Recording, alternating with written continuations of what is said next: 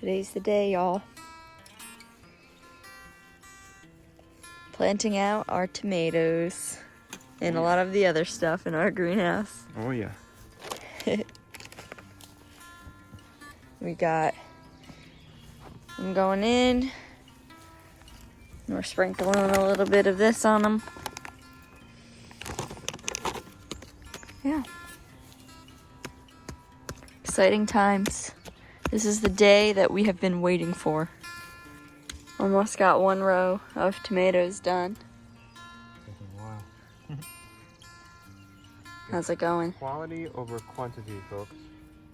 We're kind of taking our sweet old time. Not trying to, it's just takes a while to get down.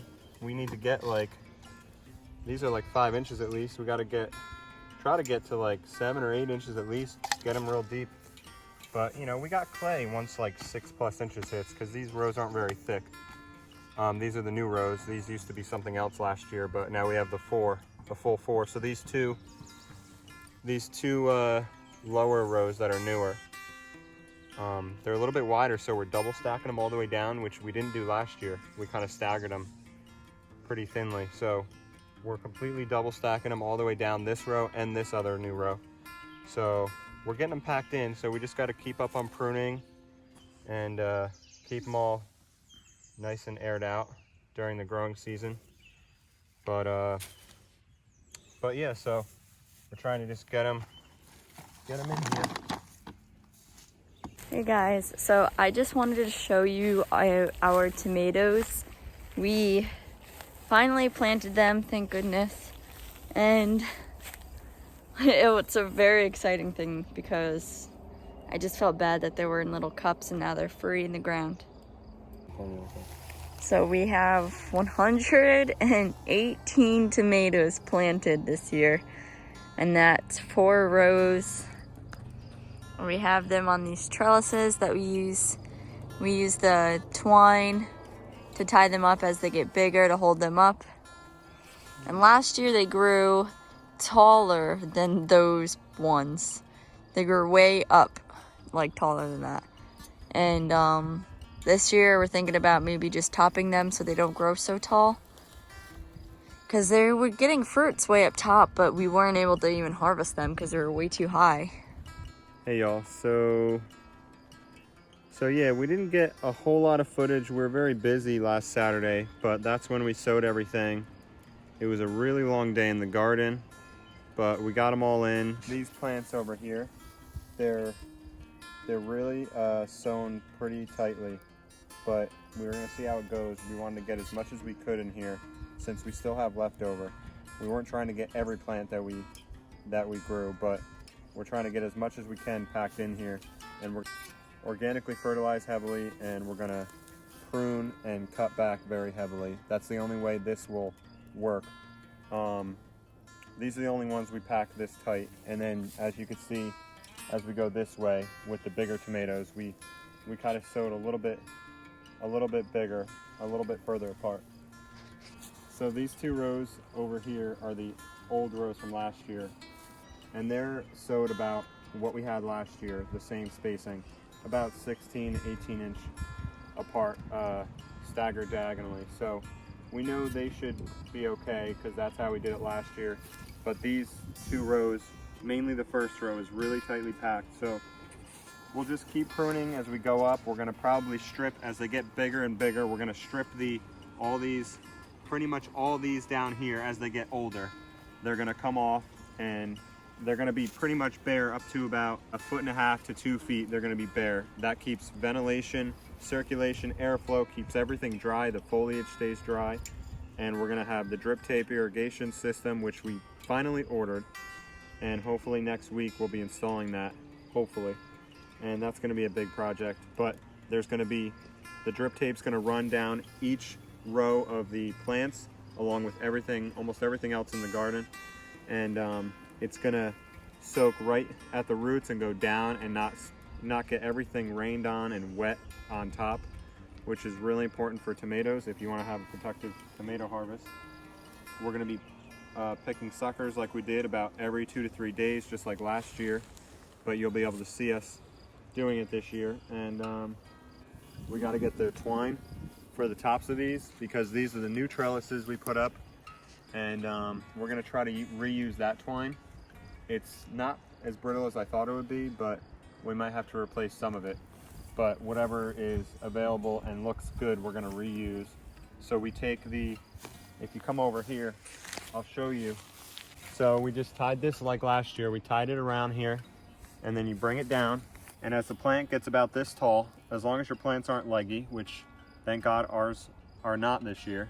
And so as they get bigger, they're going to be sturdy. They shouldn't need any kind of support until they're starting to bear fruit, theoretically in a perfect world. And they're already about, 8 to, some of them could be almost 15 inches upwards of. So once they get about as high as most of these strings get, so maybe, I don't know, this is probably about 18 if I had to guess. So they have to get almost a little bit taller so we can wrap around the base. Underneath, we're gonna take a plant, and I'll show you like right here. So pretend the string's here, and the string comes down as this gets taller, and you tie the string around the base here, right up against a big sturdy branch that you're not gonna prune. And so realistically, it's gonna be taller, it's gonna be up here. But this is just to show you guys where you would tie it and what it would look like. So you tie it there, and then as you go, you take the string and you keep wrapping it around all the branches and try to keep a main stem. And as you could see here, we could show you a little sneak peek of a sucker. This is a sucker. A lot of people don't know if you're not real big on tomato growing. And you take that and you pluck it. And that is a beautiful sucker, and that is considered a tomato clone. So you could take this, put it in dirt, in a cup or in the ground, and boom, you got a tomato clone. And there you have it, a whole new tomato plant. And if we didn't prune, we'd probably only be able to plant about half of what we planted. So you get a lot more out of it, but you have a lot more work involved also. So they go upwards, they're not gonna go bushy out with all these suckers. If you just leave suckers and leave them, here's another one here. There's another one there too. Yeah, there's suckers popping out everywhere. So we're gonna have to start really pruning suckers off within the next week and all through the season. So try to keep it nice and tight and clean, and you keep wrapping the string around the stem, and just keep going and going until until you can't reach, or however high you feel comfortable. And then they pretty much have a good support system once they're about 6 foot or more. So then you could pretty much stop after probably about till we hit August last year. We we didn't really, we kind of stopped and slowed down pruning. We got busy with other things in our lives, but once they get that high, you can't really reach them.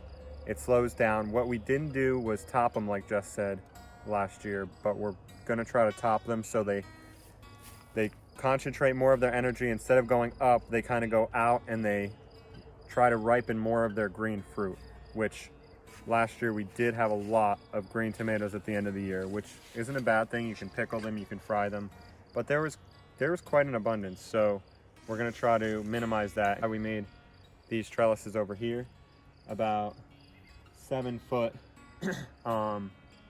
instead of the almost 8.5, 9 foot.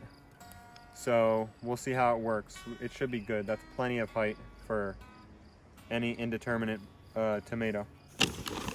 Getting the zooks in.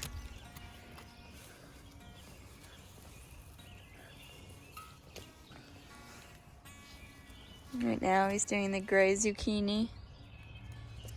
And we did some of the Ford hook here.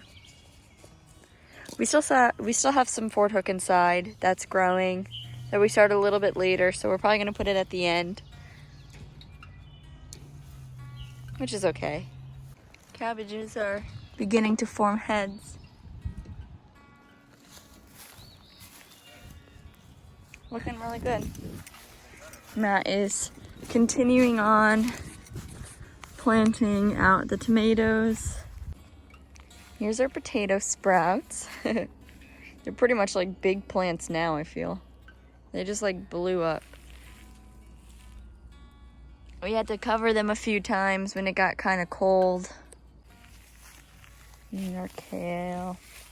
How big our dino kale is getting. And we've been harvesting a lot off of these lower leaves. And now we're just gonna start taking these big leaves. But you try to take the oldest ones, which are underneath. Like at the base of the stalk, you could see where we pick them. Those are the oldest leaves, so that it makes the most sense to pluck from the lowest leaves. Letty's endive. We You should gotta probably harvest harvest it, yeah. Look at our lettuce. It is huge. We have been eating so much salad. And continuing to. And continuing to. Like, oh my goodness, these radishes are just insane. They look absolutely just beautiful right now. you could probably They pick look one. so healthy. Yeah, they're like ready to be picked, some of them. And these were all direct sown right into the ground, right into our native soil. They're full of rocks. I mean, we picked millions of rocks even out of here as we're sowing them. But there's still a couple rocks that stay in here, unfortunately. But obviously, even with a root vegetable, it doesn't seem to matter. Look at these cuties. Wow, that's a beautiful one. They're perfect. They're not leggy or curved like our last batch that we started inside. They're perfect, beautiful, picture perfect radishes. And they'll continue to get bigger and longer down this taproot. We're gonna eat this radish.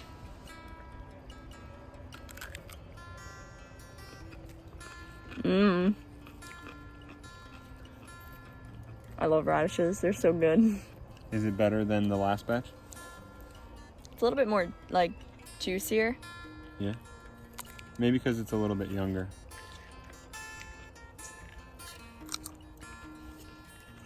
My piece wasn't really spicy at all. Yeah, these ones are pretty mild. They have Yeah. that little tiny bit of horseradish spice, but I think the other ones were a little bit older. Maybe they get a little more spicy. Here against our fence trellis, we have Kajari Melon, which is our first year growing this, so we're pretty excited. And then here starts our pumpkin. Goes all the way down on this trellis here. It's gonna grow up. Last year we just let our pumpkins just grow on the ground, but this year we decided to have them crawl up a trellis. And then we have a Magnolia giant sunflower, which is one of the biggest sunflowers. One of the biggest sunflower seeds, edible seeds too. Here's another one. They said they can get about 12 to 14 foot stalks and 1 foot to 18-inch heads. So we'll see how close that is to our little native soil, see how much we can get out of them.